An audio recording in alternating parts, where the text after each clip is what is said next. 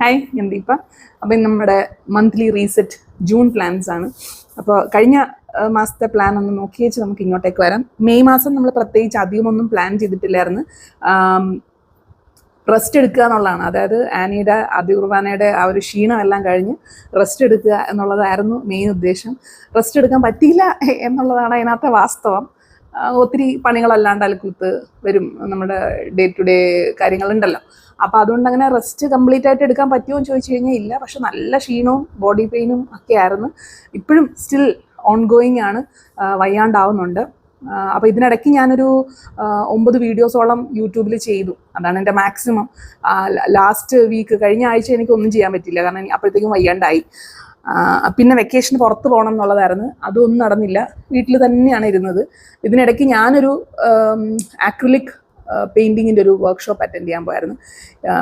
അത് എന്തെങ്കിലുമൊക്കെ എപ്പോഴെങ്കിലും പഠിച്ചുകൊണ്ടിരിക്കണം, എപ്പോഴും എന്തെങ്കിലും പഠിച്ചുകൊണ്ടിരിക്കണം എന്നുള്ള ആ ഒരു ത്വരയുടെ ഇതിലാണ് പോയത്. അതുമല്ല, ആക്രിലിക് പെയിൻറ്റിങ് ഞാൻ കുറേ നാളായിട്ട് നോക്കുന്നു, യൂട്യൂബ് വീഡിയോസ് നോക്കിയിട്ട് ചെയ്തിട്ടാണെങ്കിൽ അങ്ങോട്ട് ശരിയാവുന്നില്ല.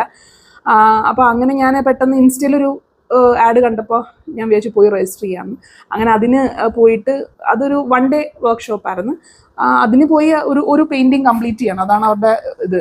അപ്പോൾ അത് ഞാൻ ചെയ്ത്, ഇതാണ് ആ പെയിൻറ്റിങ്. ഇതത്ര സംഭവമൊന്നുമല്ല, പക്ഷെ എൻ്റെ ഒരു ഇത് വെച്ച് നോക്കുവാണെങ്കിൽ എനിക്ക് ഈ ബ്ലെൻഡിങ് ആണ് ശരിയാവാത്തത്. ബ്ലെൻഡിങ്, അതുപോലെ ഈ ഡാർക്കും ലൈറ്റും ഒക്കെ ഉള്ളത് കാണുന്നതില്ലേ, അതൊന്നും എനിക്ക് അങ്ങോട്ട്, അല്ലെങ്കിൽ ആ ഒരു പ്രൊജക്ഷൻ, ഒരു 3D എഫക്റ്റ്, അതൊന്നും എനിക്ക് കൊണ്ടുവരാൻ പറ്റുന്നില്ല. അപ്പം അതിന് കുറേശ്ശെ ഐഡിയ എനിക്ക് അവിടുന്ന് കിട്ടി, അല്ലെങ്കിൽ എങ്ങനെയാണ് ചെയ്യേണ്ടതെന്നുള്ളത്. ഇതിന് മുന്നേ ഞാൻ ഇവിടെ ഒരു അക്കാഡമി ഉണ്ടായിരുന്നു, ടിൻഡ് അക്കാഡമി എന്ന് പറഞ്ഞിട്ട്. അവിടെ ഞാൻ ഒരു 2 മാസത്തോളം പോയതാണ്. പക്ഷേ എനിക്ക് അതിനകത്ത് ഒരു ടെക്നിക്സ് അവർ പറഞ്ഞു തന്നിട്ടില്ല, ജസ്റ്റ് നോക്കി വരയ്ക്കുക മാത്രമാണ്. പക്ഷേ ഇതിനകത്ത് ആ ഒരു ഒറ്റ ദിവസത്തെ വർക്ക്ഷോപ്പിൽ തന്നെ കുറേ ടെക്നിക്സ് പറഞ്ഞു, ഇങ്ങനെയാണ് ചെയ്യേണ്ടത്. അപ്പോൾ പിന്നെ നമുക്കൊരു ഐഡിയ കിട്ടുമല്ലോ. അപ്പോൾ പിന്നെ നമ്മൾ വീട്ടിൽ വന്നിരുന്ന ഓരോ കാര്യങ്ങൾ തന്നെ ചെയ്യാനൊക്കെയുള്ള ശ്രമമൊക്കെ ആയിരുന്നു. അങ്ങനെ ഞാൻ കുറച്ച് ഇടയ്ക്കിടയ്ക്ക്, അതായത് നമ്മുടെ പ്ലാനിൽ ഇല്ലാത്ത കുറച്ച് കാര്യങ്ങളായിരുന്നു, ഇടയ്ക്കിടയ്ക്ക് നമ്മൾ കുറച്ച് സാധനങ്ങളൊക്കെ പഠിക്കാനുള്ള ശ്രമമൊക്കെ നടത്തി. ഇങ്ങനെ കുറച്ച് കാര്യങ്ങളൊക്കെ, അതായത് എല്ലാ ദിവസവും ഒരു വൈകിട്ട് കുറച്ച് നേരം വന്നിരുന്ന് വരയ്ക്കും. എല്ലാം ഒന്നും ശരിയാകത്തൊന്നുമില്ല, ചിലതൊക്കെ അട്ടർ ഫ്ലോപ്പായിരുന്നു. വേണ്ടേ, ഇതൊക്കെ ഭയങ്കര ഫ്ലോപ്പാണ്, നമ്മൾ ഉദ്ദേശിച്ച പോലെ ഒന്നും വന്നേയില്ല. അപ്പം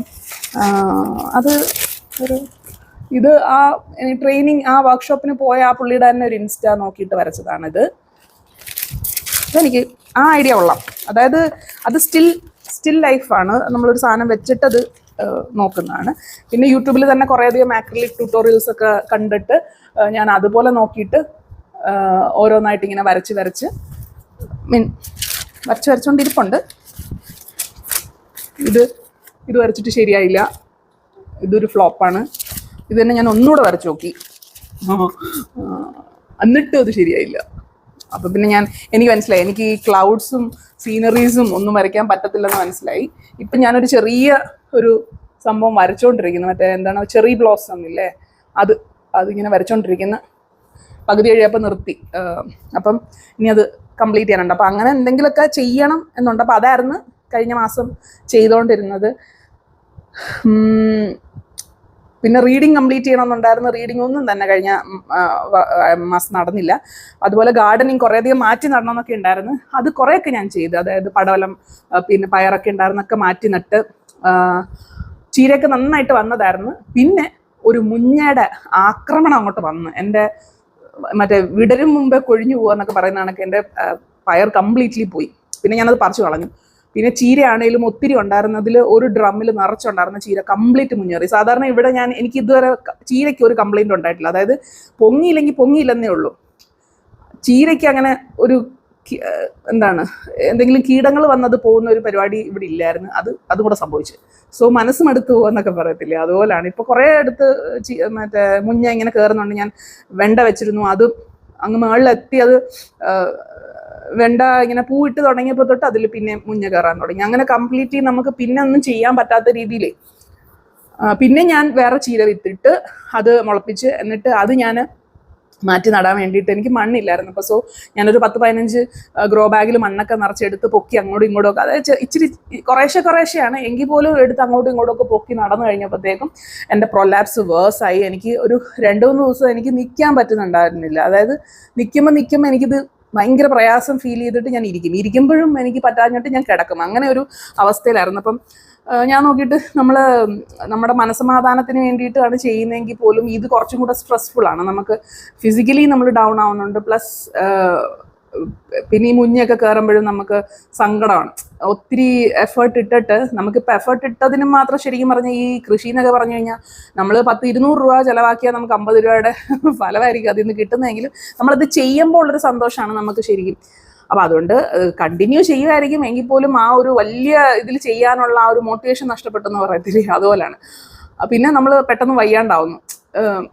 സംഭവം രസമാണ്. അപ്പോൾ എല്ലാവരും പറയും എന്താണ് ഇത് കുറേയധികം പൈസയൊക്കെ മുടക്കി മറ്റേ അങ്ങനെ ഇങ്ങനെ ഇത് ആളെ വെച്ച് ഞാൻ ആലോചിക്കുന്നത് ആളെ വെച്ച് ചെയ്യാനും മാത്രമുള്ള, അല്ലെങ്കിൽ അതിന് മാത്രം പൈസയും എഫേർട്ട് ഇടേണ്ട ഒരു ആവശ്യമുള്ളൊരു സംഗതി അല്ല.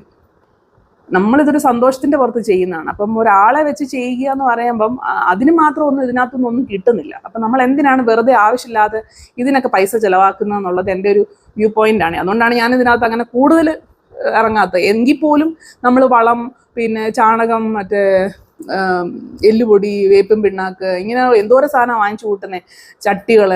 അപ്പം ഇത്രയൊക്കെ ഇൻവെസ്റ്റ് ചെയ്താലും അതും ഒരു ഇൻവെസ്റ്റ് ചെയ്യുമല്ല, അത്രയും നമ്മൾ ചിലവാക്കുവാണ് അതിനകത്ത്. അതിൻ്റെ കൂട്ടത്തിൽ ഇനി ആളെ വെക്കുക അല്ലെങ്കിൽ അങ്ങനെ എക്സ്റ്റേണൽ ഒരു പിന്നെയും അതിനകത്ത് ക്യാഷ് മുടക്കാനായിട്ട് എനിക്ക് താല്പര്യമില്ല. അതുകൊണ്ട് അത് കുറച്ചൊന്ന് ലോ മോഡിലാണ് ഇപ്പോൾ റൺ ചെയ്യുന്നത്. പിന്നെ ഇപ്പോൾ മഴ ആയതുകൊണ്ട് അധികം വെള്ളം ഒഴിക്കാനായിട്ട് എപ്പോഴും പോകേണ്ട ആവശ്യമില്ല. അങ്ങനെ പോകുന്ന കാര്യങ്ങൾ. അപ്പോൾ ഗാർഡനിങ്ങും പ്രത്യേകിച്ച് എനിക്കൊന്നും ഞാനൊന്നും ചെയ്തില്ല. അപ്പോൾ ഇതിനകത്ത് വെക്കേഷന് പുറത്ത് പോകണം, സിനിമ കാണണം എന്നൊക്കെ വിചാരിച്ചാൽ അതും ഒന്നും നടന്നില്ല. ഒന്നും മഴ ഒരു റീസണാണ്, പിന്നെ പുറത്തിറങ്ങാൻ തോന്നാറില്ല. പിന്നെ ഞാൻ ഈ ഒരു ആക്രിലിക് പെയിന്റിങ്ങിന്റെ വർക്ക്ഷോപ്പ് കഴിഞ്ഞിട്ട് പിന്നെ നമ്മുടെ ഒരു സ്കൂൾ ഗെറ്റ് ടുഗദർ ഉണ്ടായിരുന്നു. ചെറുതായിട്ട് കുറച്ച് പേര് സ്കൂൾ ഗ്രൂപ്പിലെ കുറച്ച് പേര് ചേർന്നിട്ട് ഒരു ചെറിയൊരു ഗെറ്റ് ടുഗദർ ഒരു ഞായറാഴ്ച ഉണ്ടായിരുന്നു.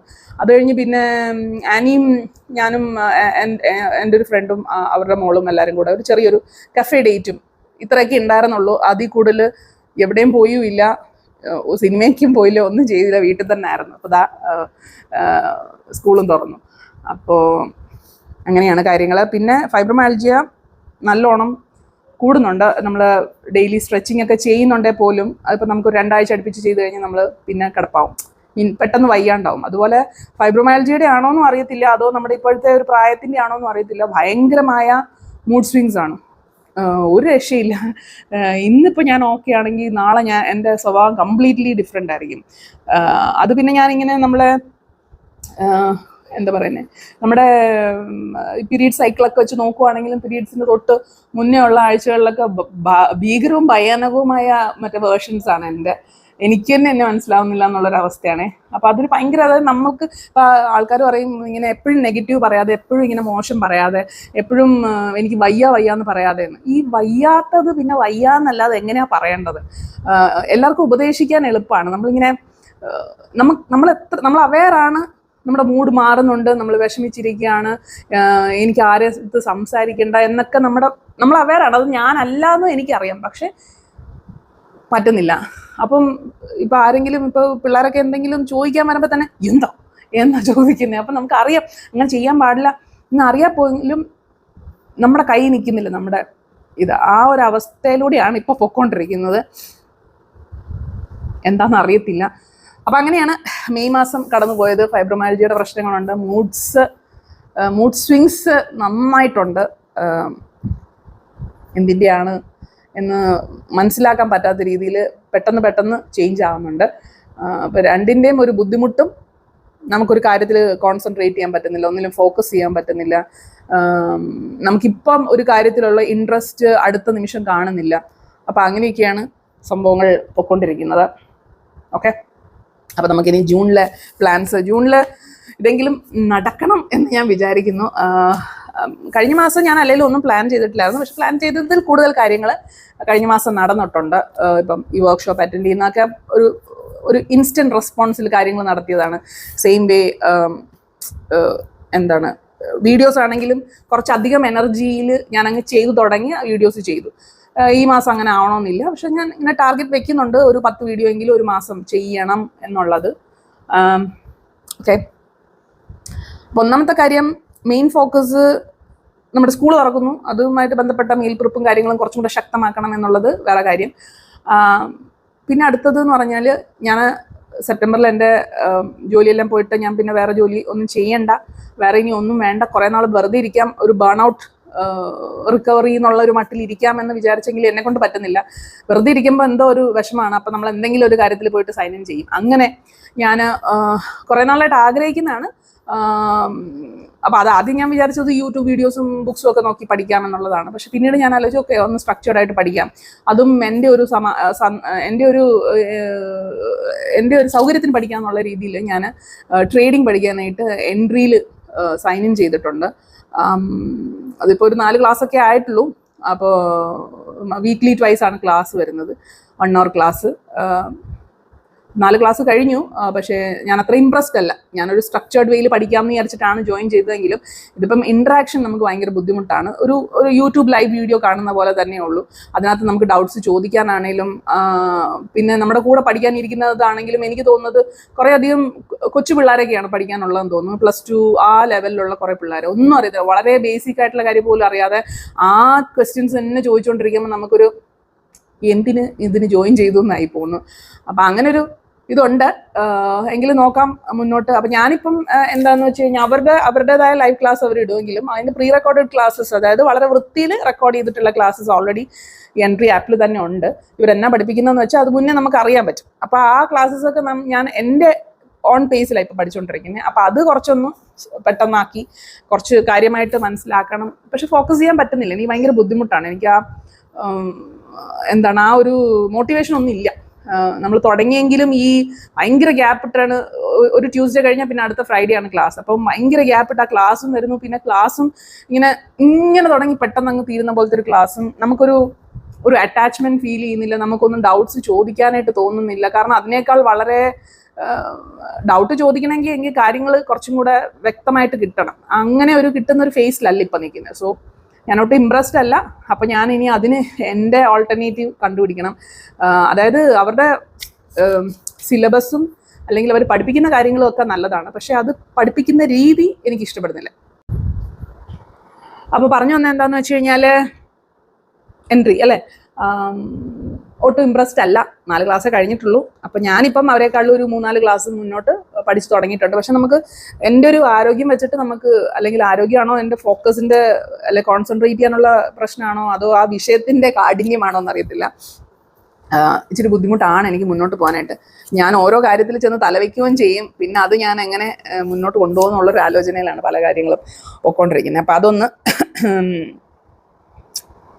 അപ്പം അത് പയ്യെ കുറച്ച് സീരിയസ് ആയിട്ട് പഠിച്ചു തുടങ്ങണം എന്നുള്ളതാണ്. ഞാൻ മെയ് ഒരു പകുതി ആയപ്പോഴാണ് ജോയിൻ ചെയ്തത്. പക്ഷെ ക്ലാസ്സസ് ആകെ 4 തീർന്നിട്ടുള്ളൂ. കാരണം ആഴ്ചയിൽ 2 ക്ലാസ് ആണല്ലോ. 4 ക്ലാസ്സും പിന്നെ 2 മറ്റേ ഇൻട്രൊഡക്ഷനും ഓറിയന്റേഷനും, അങ്ങനെ മൊത്തം 6 ക്ലാസ്. അപ്പം 3 ആഴ്ച ആയിട്ടുള്ളൂ സ്റ്റാർട്ട് ചെയ്തിട്ട്. അപ്പം ഞാൻ എൻ്റെ ഇതിൽ ഇച്ചിരി സീരിയസ് ആയിട്ട് പോകണം. ഞാൻ വേറെ പല കാര്യങ്ങളിൽ ഇൻവോൾവ് ആയതുകൊണ്ട് ഇതിൽ എനിക്ക് ഒന്ന് ഫോക്കസ് ചെയ്യാൻ പറ്റുന്നില്ല. അല്ലെങ്കിൽ ഈ പിള്ളേരൊക്കെ വീട്ടിലുള്ളതുകൊണ്ട് രാവിലെ അങ്ങനെ നമുക്കൊരു സ്ട്രക്ചേർഡ് ആയിട്ട് ഒരു കാര്യത്തിൽ ഇറങ്ങണമെങ്കിൽ പിള്ളേർ വീട്ടിലുണ്ടെങ്കിൽ നടക്കത്തില്ല. സോ ഇവർ സ്കൂളിൽ പോയി തുടങ്ങുമ്പോൾ നമുക്ക് പിന്നെയും കുറച്ചും കൂടെ ഒന്ന് സ്ട്രക്ചേർഡ് ആക്കാൻ പറ്റും എന്നാണ് ഞാൻ വിചാരിക്കുന്നത്. അതൊന്ന്. പിന്നെ യൂട്യൂബിൽ ഞാനിപ്പം ഒരു 8-10 വീഡിയോസ്, ആഴ്ചയിൽ 2 വീഡിയോയെങ്കിലും വെച്ച് ചെയ്യണം എന്ന് വിചാരിക്കുന്നു. കഴിഞ്ഞ ആഴ്ച നടന്നില്ല. അതിന് മുന്നേ വരെ 3 വീഡിയോസ് വെച്ച് ഞാൻ ചെയ്തു. അങ്ങനെയാണ് 9 വീഡിയോസ് നമുക്ക് കഴിഞ്ഞ മാസം കംപ്ലീറ്റ് ആക്കാൻ പറ്റിയത്. അത് അത്യാവശ്യം നന്നായിട്ട് പോയി. കുറേ വീഡിയോസൊക്കെ നന്നായിട്ട് പോയി. പിന്നെ മീൽ പ്രിപ്പിൻ്റെ വീഡിയോ, അതുപോലെ പിന്നെ വീട് ക്ലീൻ ആക്കി വെക്കുന്നതിൻ്റെ ഒരു ക്ലീനിങ് റൂട്ടീൻ്റെ ഒരു വീഡിയോ, അതൊക്കെ നന്നായിട്ട് പോയിട്ടുണ്ടായിരുന്നു. അപ്പം ഈ മാസം അങ്ങനെ എന്തെങ്കിലുമൊക്കെ കുറേ സ്ക്രിപ്റ്റൊക്കെ എഴുതി വെച്ചിട്ടുണ്ട്. പക്ഷേ സ്ക്രിപ്റ്റ് ചെയ്യാനായിട്ട് എടുക്കുമ്പോൾ എനിക്കൊരു മടി തോന്നും. ഇതൊക്കെ ചെയ്തിട്ട് ആര് കാണാനാണ്, ഇതൊന്നും കൊണ്ട് ആർക്കും പ്രയോജനമില്ലല്ലോ, അതുകൊണ്ട് ഞാൻ ചെയ്യുന്നില്ല എന്ന് പറഞ്ഞ് ഞാൻ നിർത്തിക്കളയുന്നതാണ്. അപ്പോൾ അതൊന്ന് സെറ്റാക്കണം. അതുപോലെ തന്നെ ഞാൻ ആലോചിച്ചു, ഉഡമിയിൽ എൻ്റെ കുറേ കോഴ്സസ്, അതായത് പണ്ട് ഞാൻ മാനുവലി കൊടുത്തുകൊണ്ടിരുന്ന കോഴ്സസ് ഇപ്പം ഉഡമിയിൽ ഓൾറെഡി ഉണ്ട്. പക്ഷേ എന്താണെന്ന് വെച്ച് കഴിഞ്ഞാൽ ഉടമയിലുള്ള കോഴ്സസ് നമുക്ക് പ്രത്യേകിച്ച് പ്രയോജനമൊന്നുമില്ല. അതിൻ്റെ ആ ത്രെഷ് ഹോൾഡ് ലിമിറ്റ് എത്താതെ അതിൽ നിന്ന് നമുക്കൊരു വരുമാനം കിട്ടത്തില്ല. അപ്പം പിന്നെ ഉടമയുടെ തന്നെ ഒരു പ്രോഗ്രാമിൽ നമ്മൾ സൈൻ ഇൻ ചെയ്തേക്കുന്നുണ്ട്, അവർക്ക് തോന്നിയ പ്രൈസിൽ അവരത് കൊടുക്കുന്നത്. അപ്പം ഞാൻ ഓൾറെഡി 1500 കൊടുത്തുകൊണ്ടിരുന്ന കോഴ്സസ് അവർ 399-നും 299-നൊക്കെയാണ് കൊടുക്കുന്നത്. ഇപ്പൊ അവര് 399-ന് കൊടുക്കുന്നതിന് എനിക്കൊരു 150 രൂപ പോലും കിട്ടത്തില്ല. മനസ്സിലായില്ലേ? അപ്പൊ അത്രയ്ക്ക് ഷോക്കാണ് ഉടമയിലെ കാര്യങ്ങൾ. പിന്നെ എനിക്ക് ഡയറക്റ്റ്ലി എനിക്ക് ആൾക്കാരുമായിട്ട് ഇന്ററാക്ട് ചെയ്യാൻ താല്പര്യമില്ലാത്തതുകൊണ്ടാണ് ഞാൻ അങ്ങനെ ഒരു പ്ലാറ്റ്ഫോമിലേക്ക് ആ കോഴ്സസ് അത്രയും മാറ്റിയത്. കാരണം ഞാൻ ഒത്തിരി കഷ്ടപ്പെട്ട് തന്നെയാണ് ആ വീഡിയോസ് ഒക്കെ ഞാൻ ചെയ്തത്.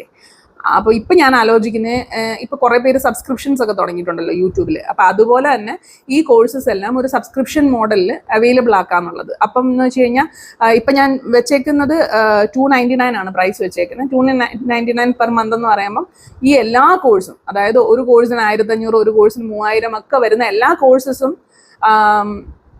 ഒരു പ്ലാറ്റ്ഫോമിൽ അവൈലബിൾ ആയിരിക്കും. പ്രശ്നമല്ല, അതിന് അത്രയും എമൗണ്ട് കൊടുക്കാണ്ട് പെർ മന്ത് 299 എന്നുള്ളൊരു സബ്സ്ക്രിപ്ഷൻ മോഡൽ അത് ആ കോഴ്സസ് അവൈലബിൾ ആക്കുക. അത് നിർബന്ധമൊന്നുമില്ല, ആരെങ്കിലും വാങ്ങിക്കണമെങ്കിൽ വാങ്ങിക്കട്ടെ എന്നുള്ള മട്ടിൽ അങ്ങനെ ചെയ്യാമെന്ന് കരുതുന്നു. അപ്പം ഞാനിപ്പോൾ ഒരു മറ്റേ എംബ്രോയിഡറി മെഷീൻ്റെ ഒരു ട്രെയിനിങ്ങിൻ്റെ ഒരു ഫുൾ കോഴ്സും ഇപ്പം ഇട്ടിട്ടുണ്ട്. എന്നിട്ട് ഞാൻ സബ്സ്ക്രിപ്ഷൻ ഓൺ ആക്കിയിട്ടുണ്ട്.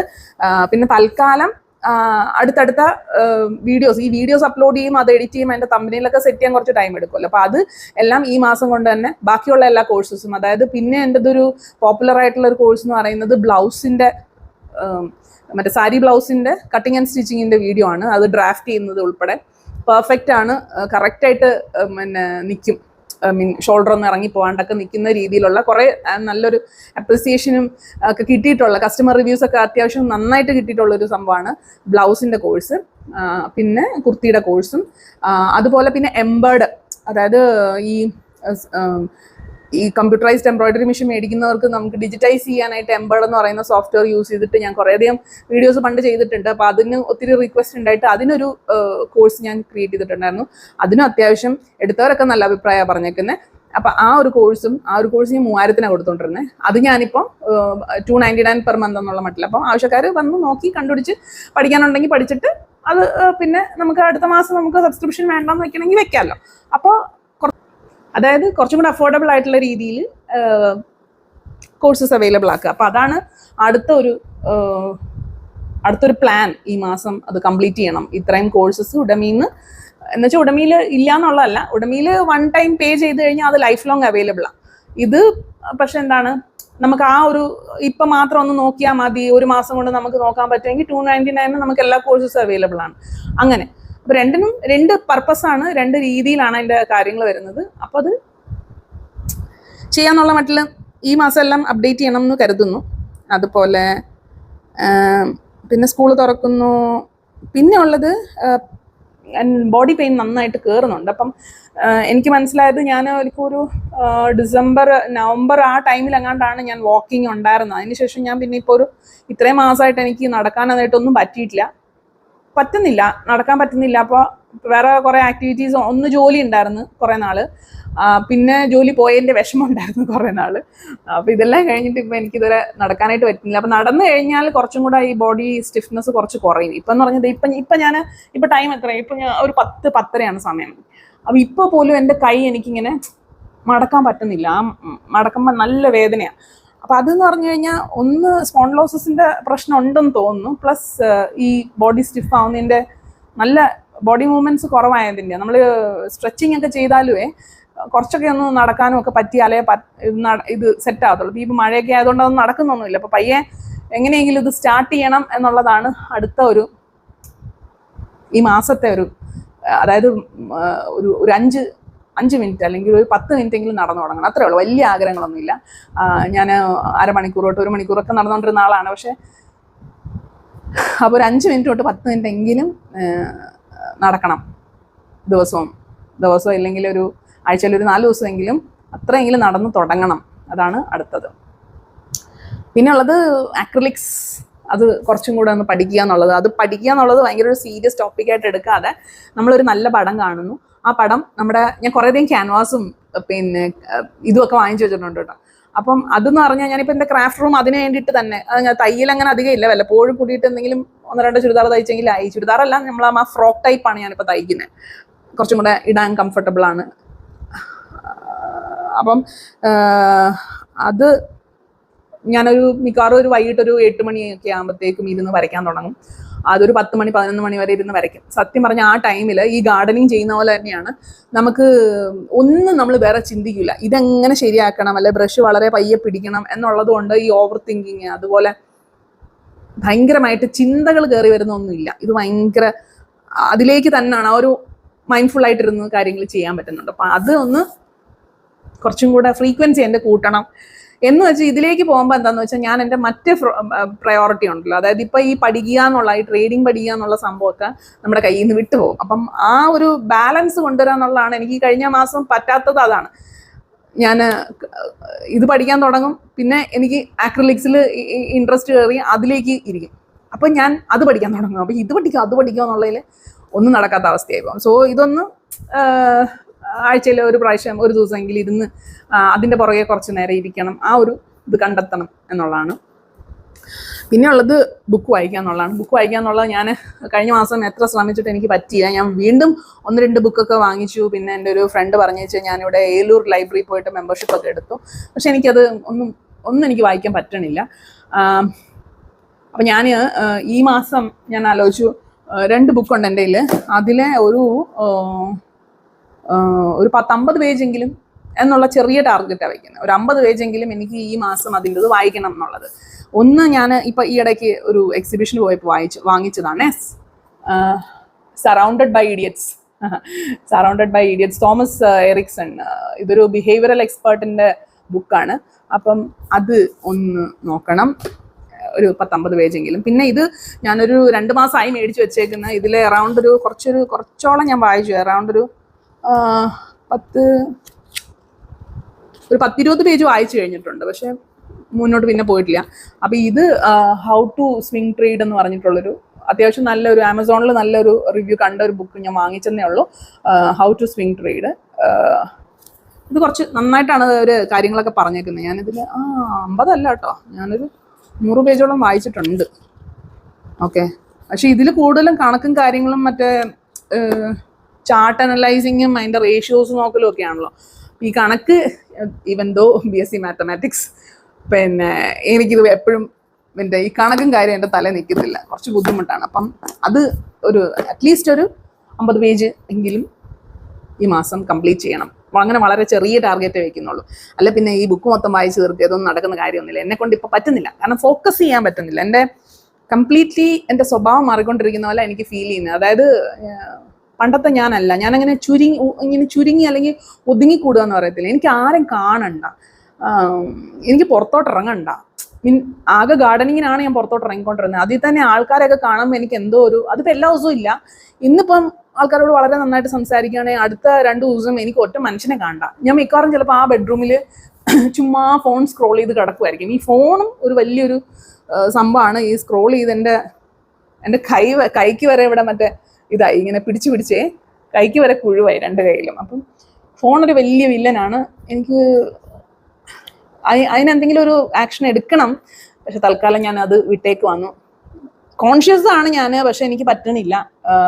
അപ്പം അങ്ങനെ കുറേ കാര്യങ്ങൾ എനിക്ക് അറിയാം, ഇത് ശരിയല്ല, ഇങ്ങനെ അല്ല ചെയ്യേണ്ടത് എന്നൊക്കെ അറിയാമെങ്കിലും നമ്മൾ പോവാണ്. അപ്പം ഇത്രയേ ഉള്ളൂ ജൂണിലെ പ്ലാൻസ്, അല്ലെങ്കിൽ ജൂണിൽ ചെയ്യണം എന്ന് ഞാൻ കരുതുന്ന കാര്യങ്ങൾ ഇത്രയാണ്. അപ്പോൾ ഈ ഒരു വീഡിയോ നിങ്ങൾക്ക് ഉപകാരപ്പെട്ട് കാണുമെന്ന് വിചാരിക്കുന്നു. കാരണം അറ്റ്ലീസ്റ്റ് നിങ്ങൾക്ക് എന്തെങ്കിലും ഒരു ജൂണിൽ തൊട്ട് എനിക്കിങ്ങനെ റീസെറ്റ് വേണം, അല്ലെങ്കിൽ ഇങ്ങനെ വേറൊരാൾ പറയുന്നത് കേൾക്കുമ്പോഴാണല്ലോ നമുക്കും എന്തെങ്കിലുമൊക്കെ ചെയ്യാൻ തോന്നുന്നത്. ഞാനിതുപോലത്തെ ഒത്തിരി വീഡിയോസ് കാണുന്നത്. അപ്പം എനിക്കൊരു അവർ ഇതൊക്കെ ചെയ്യുന്നു, അപ്പം എനിക്ക് എൻ്റെതായ രീതിയിൽ ഇങ്ങനെ ചെയ്യണം എന്ന് വെച്ച് നമുക്ക് അതൊരു ശിക്ഷയായിട്ടൊന്നും അല്ല. ചെയ്യാൻ പറ്റില്ല അത്രേ ഉള്ളൂ. എന്നാൽ നമുക്കൊരു എന്താണ് വളരെ വേഗമായിട്ട് പോകുക എന്നുള്ളതിനെക്കാട്ടില് നമുക്കൊരു ലക്ഷ്യമുണ്ടല്ലോ, ഇന്ന കാര്യങ്ങൾ ചെയ്യണം, ഇത്ര വരെ ചെയ്യണം. അത് നമ്മൾ ഇത് ചെയ്ത് തുടങ്ങണം എന്ന് പറയുന്നതിനെക്കാട്ടിലും ഇപ്പം ബുക്സ് ആണെങ്കിൽ 50 പേജ് വായിക്കണം, അല്ലെങ്കിൽ ഇപ്പം ഞാൻ ആ കോഴ്സ് പഠിക്കുന്നതാണെങ്കിൽ ആ ലെവൽ 1 കംപ്ലീറ്റ് ചെയ്യണം. അങ്ങനെയുള്ള ചെറിയ ടാർഗറ്റ്സ് വയ്ക്കുന്നത്.